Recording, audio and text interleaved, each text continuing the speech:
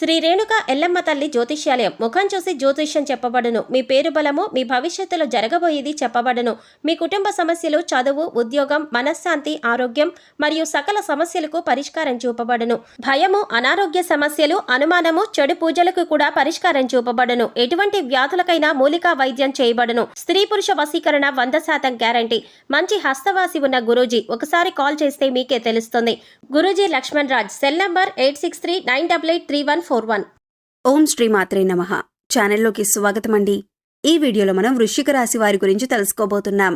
ఈ రాశి వారికి ఈ నెల 6, 7, 8 తేదీలలో అతిపెద్ద సంఘటనలు జరగబోతున్నాయి.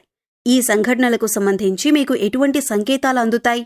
అలాగే ఎన్నో సంవత్సరాలుగా ఎదురు చూస్తున్న పని ఏ దేవత అనుగ్రహంతో పూర్తవుతుంది అనే అంశాలతో పాటుగా ఈ సమయంలో మీరు చేసుకోవలసిన దేవతారాధన, అలాగే పాటించవలసిన పరిహారాల గురించి ఈ వీడియోలో మనం వివరంగా తెలుసుకుందాం.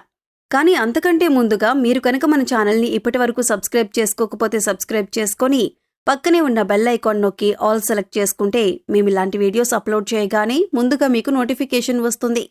అలాగే వీడియోని ఎక్కడా కూడా స్కిప్ చేయకుండా చివరి వరకు చూస్తేనే మేమేం చెబుతున్నామో మీకు పూర్తిగా అర్థమవుతుంది. ముందుగా ఈ రాశివారి గురించి తెలుసుకున్నట్లయితే ఈ రాశివారు చాలా సున్నితమైన మనస్సును కలిగి ఉంటారు.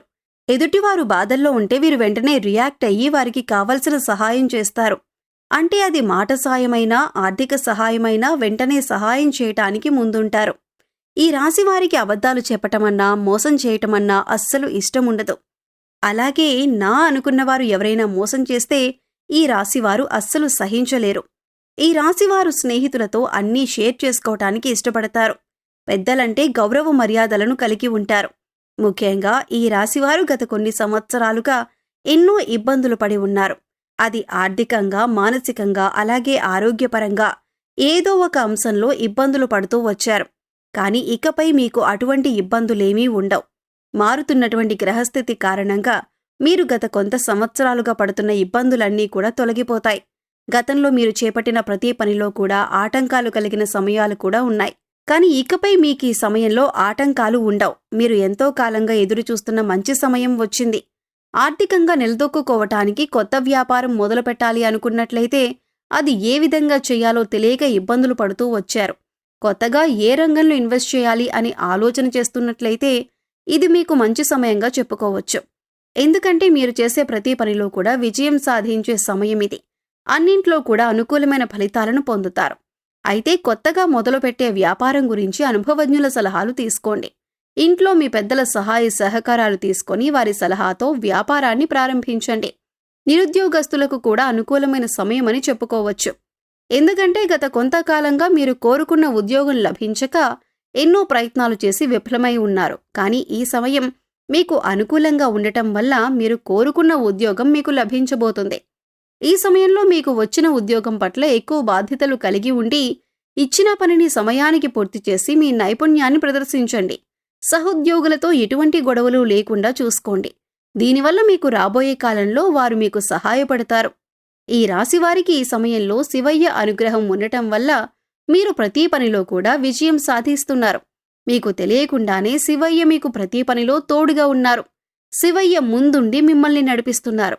అందుకోసం ఈ సమయంలో మీరు శివారాధన ఎక్కువ చేసుకోవటం వల్ల పరిపూర్ణమైన శివయ్య అనుగ్రహాన్ని మీరు పొందగలుగుతారు.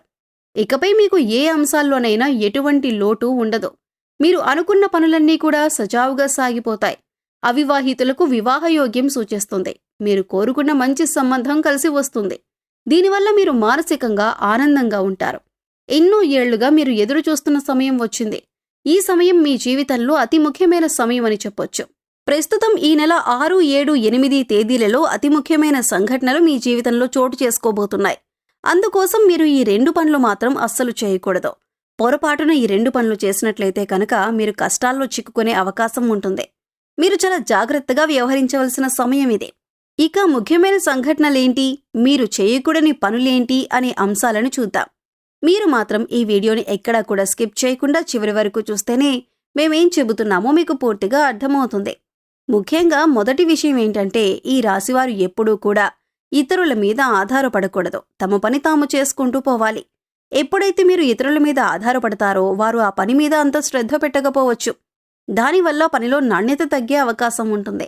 ఇక పై అధికారుల నుంచి కానీ లేదా మీ ఇంటికి సంబంధించిన పనులైతే మీ ఇంట్లో వాళ్ళకి కానీ ఇబ్బంది కలిగే అవకాశం ఉంటుంది. అందుకోసం వేరే వారి మీద మీ బాధ్యతలను పెట్టకండి.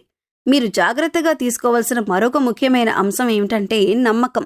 అందర్నీ నమ్మి మీరు చిక్కుల్లో పడే అవకాశం ఉంటుంది. కాబట్టి ఈ సమయంలో ప్రతి ఒక్కరిని నమ్మటం అనేది అంత మంచిది కాదు.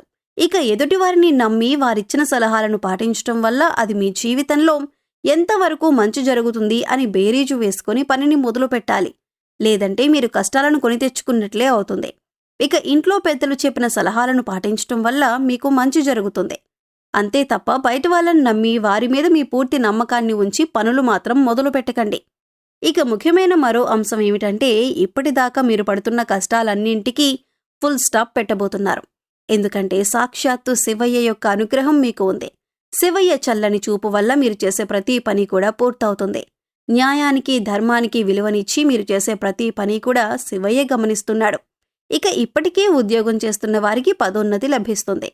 ఇక మీరు ముఖ్యంగా గమనించవలసింది ఏంటంటే దేవతల అనుగ్రహం పొందటం అంత సులువు కాదు.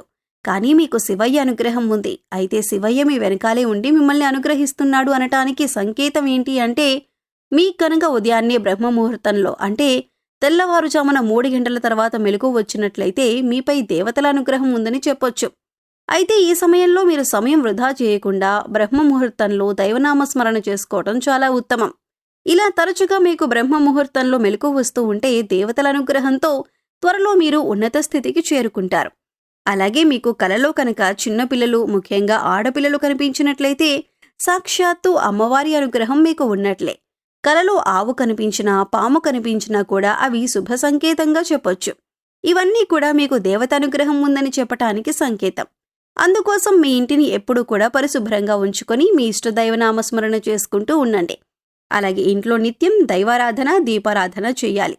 ఇక మీరు ఏదైనా పని మీద బయటకు వెళ్లేటప్పుడు ఎటువంటి ఆటంకాలు లేకుండా పని పూర్తవ్వాలి అంటే కనుక మీరు బయటికి వెళ్లేటప్పుడు మీ పర్స్లో కానీ లేదా హ్యాండ్ బ్యాగ్లో కానీ 2 పువ్వు ఉన్న లవంగాలు తీసుకువెళ్ళండి. అలాగే ఆ పని పూర్తయి తిరిగి వచ్చిన తర్వాత ఇంటి బయటే ఆ 2 లవంగాలను తీసి పడేయండి. ఇలా చేయటం వల్ల మీరు బయటకు వెళ్లిన పని ఏదైతే ఉందో అది చిన్న పనైనా పెద్ద పనైనా సరే ఖచ్చితంగా మీరు విజయవంతంగా పూర్తి చేసుకోగలుగుతారు. ఒకవేళ లవంగాలు మర్చిపోయి ఇంట్లోకి తీసుకువచ్చినా కూడా ఏమీ కాదండి. కంగారు పడకుండా మీకు గుర్తొచ్చినప్పుడు ఆ 2 లవంగాలను తీసి బయటపడేయండి. ఇక ఈ సమయంలో మీరు చేసుకోవలసిన దేవతారాధన చూసుకున్నట్లయితే ఆడవారు ప్రతిరోజు కూడా తులసి మొక్క దగ్గర పసుపు కుంకుమ గంధం వేసి దీపారాధన చేసి 3 ప్రదక్షిణలు చేసి తులసి మొక్క దగ్గర ఉన్న మట్టిని బొట్టుగా పెట్టుకోండి. దీనివల్ల సుఖ సంతోషాలతో పాటుగా సౌభాగ్యం కలుగుతుంది. ప్రతినిత్యం నవగ్రహ స్తోత్రాలను చదువుకోండి.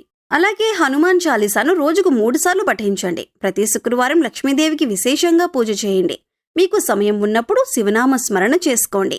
సో చూశారు కదండి, వృశ్చిక రాశి వారికి ఈ నెల 6, 7, 8 తేదీల్లో జరగబోయే అతిపెద్ద సంఘటనలేంటి, ఏ దేవత అనుగ్రహంతో వీరు రాబోయే రోజుల్లో అదృష్టాన్ని పొందబోతున్నారు అనే అంశాలతో పాటుగా ఈ సమయంలో మీరు చేసుకోవలసిన దేవతారాధన అలాగే పాటించవలసిన పరిహారాల గురించి ఈ వీడియోలో మనం వివరంగా తెలుసుకున్నాం కదా.